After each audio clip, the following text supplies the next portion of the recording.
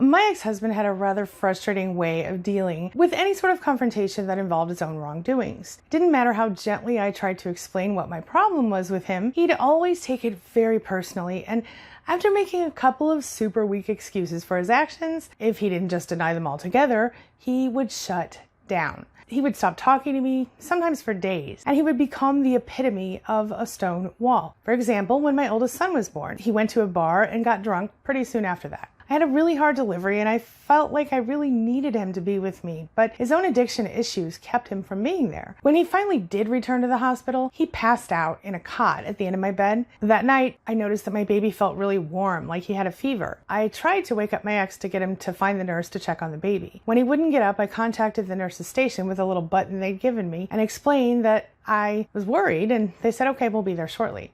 Now, at this point, I'd already been in the hospital for 3 days, and the nurse who showed up was one who I hadn't seen up to this point. So when she came in and I tried to explain what was going on, it kind of shocked me when she kind of looked me up and down and then walked out of the room with my baby without a single word. I was confused, but I thought, well, maybe she took him in the hallway to check his temperature. After a few minutes, I realized she wasn't going to return.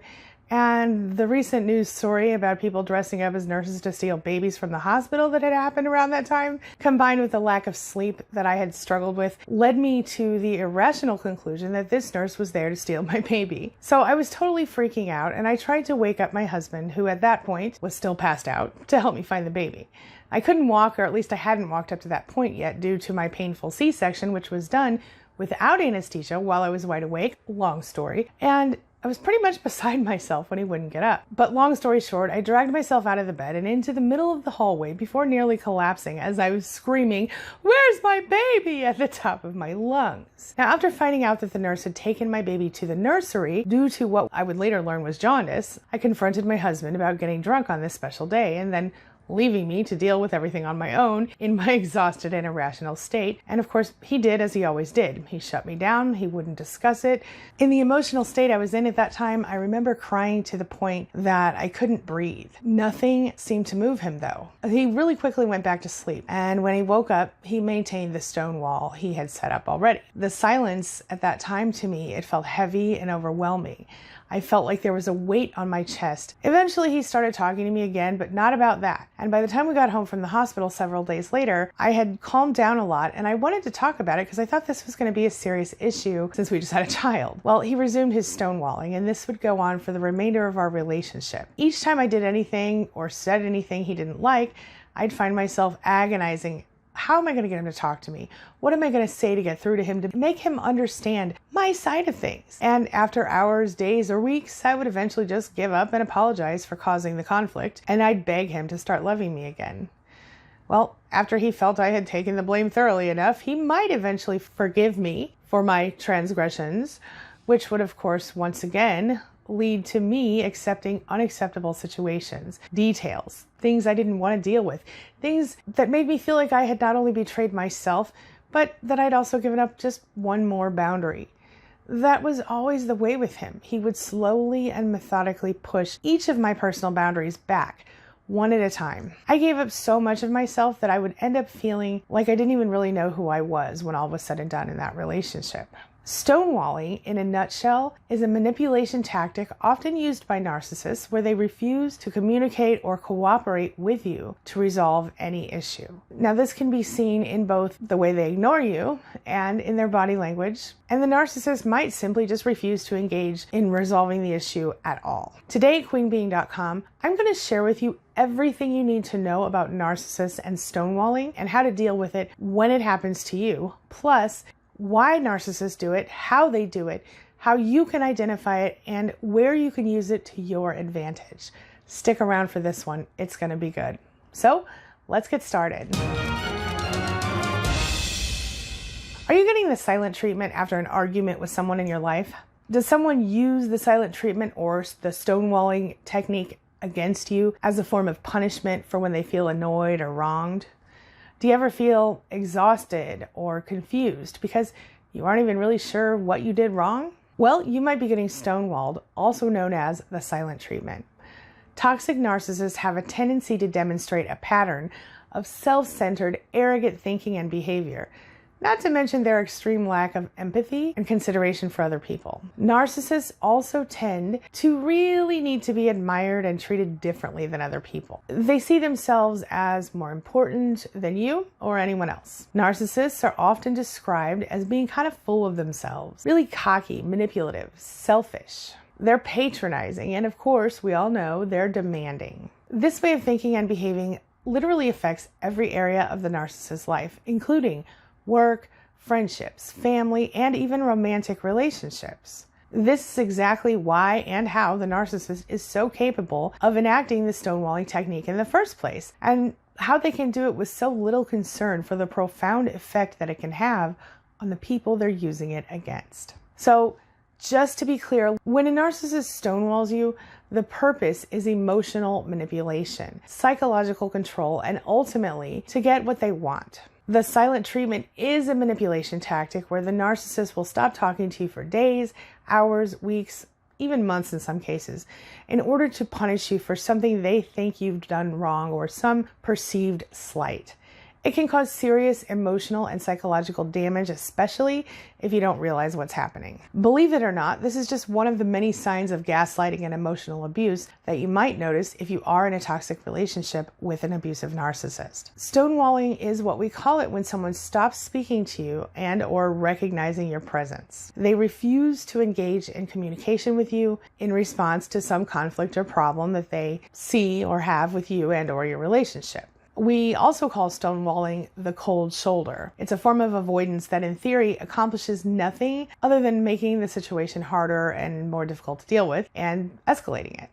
Logically, you as the victim will become resentful and you'll become less interested in resolving the issue. But when you're dealing with a toxic relationship that involves a narcissist, it's so much more than that. It's so much more than it seems. So is the silent treatment a form of abuse? Well, yeah, it is. It's a passive-aggressive form of emotional abuse. It is used as a way to manipulate you and control you, and it can also be used as part of a strategy for psychological abuse that can cause complex post-traumatic stress disorder, or CPTSD, in you or other victims over time. So how do you deal with living with a narcissist who is stonewalling you or giving you the silent treatment? How do you deal with someone who will coexist in this same house with you while literally ignoring your entire existence? And what if it goes on for days or even weeks? How do you beat the narcissist's silent treatment? Well, not only is it emotionally exhausting, but getting the silent treatment, getting stonewalled, makes you feel like you're completely worthless, and it can make you feel like you're losing your mind. Most experts are going to tell you that ideally this would be a 2-word answer: no contact. But in real life, things don't always work ideally, and people sometimes need to live with narcissists for various reasons and various times. So let's dig into this. The first thing you have to do is educate yourself about the situation. I always say that knowledge is power, and the first fact you need to know about this issue is exactly why narcissists use the stonewalling technique in the first place. It's really important that you recognize that while many people have times when they need to retreat to think about things, someone who really cares about you is never going to use this abusive tactic to punish you. This is not a tactic that a healthy person would use to manipulate you. Normal people, when they're caught in a lie, they don't give you the silent treatment and they don't stonewall you. But narcissists most definitely will. This should be a red flag for you right away. So let's discuss why narcissists are so prone to using this type of behavior as a way to manipulate and punish you. Why do they give you the silent treatment? What is the psychology of stonewalling with a narcissist? So whether they recognize it consciously or not, narcissists are wired to sort of push your buttons in order to get what they want from you. Now, you might wonder which button they're trying to push when they just go silent, right? And you might be surprised to find out that it's really not at this point about making you crazy from lack of communication or simple boredom. Rather, it's more about playing on your own worst fears. And I'm betting, if you're like everyone else on the planet, that one of your worst fears is the fear of being alone in the world with no one to help or support you, or even to just be there for you. And I'm guessing that if you're currently involved with or you were previously involved with a narcissist, you're probably thinking about all kinds of little things a narcissist did in the past in order to play on your fears, at least in hindsight. So by verbally and emotionally cutting you off, the narcissist sort of offers you a taste of what life might be like without their little charming awesomeness. Catch that little bit of sarcasm there? So that's why the narcissist ignores and belittles and devalues you, because it plays on your fear of being alone, the fear of abandonment. It is their hope that by enacting this silent narcissistic rage against you, they will force you into submission and into being the good little narcissistic supply they need. As you saw in my earlier story, that's exactly what happened to me. Plus, the silent treatment works particularly well on sensitive, empathic people who are quite often quite attractive to narcissists, because we're wired to respond to and attempt to soothe the emotions of the people around us, especially when we love them. Listen, you don't have to take the silent treatment lying down. So how do you deal with this behavior without completely losing your mind? Well, if you're staying in the relationship because you don't have a choice, you might need to play this game. But in the end, remember that if possible, the best option is to get away from this person and move forward. With that being said, we all know that sometimes that's easier said than done, and everyone has their own reasons for the choices that they make and for why we don't just leave if it's so bad already. Make no mistake, the silent treatment is abuse, as I explained earlier. And the fact is that the silent treatment, it's painful and it makes you miserable. As someone who is likely codependent, you might feel like you need to fix whatever it is that you've done wrong in order to get the narcissist to sort of be nice to you again. But the truth is that this is exactly what the narcissist wants, for you to bend over backward trying to appease them, and all the while, they have no intention of allowing that to happen. In fact, they will only stop using the silent treatment when it is convenient for them to do so, and or they need or want something else from you. But if you work on your self-esteem and you learn how to set proper boundaries, and you recognize that you are, in fact, worthy of love, worthy of respect, well, you're already on your way to learning how to disarm the narcissist's silent treatment.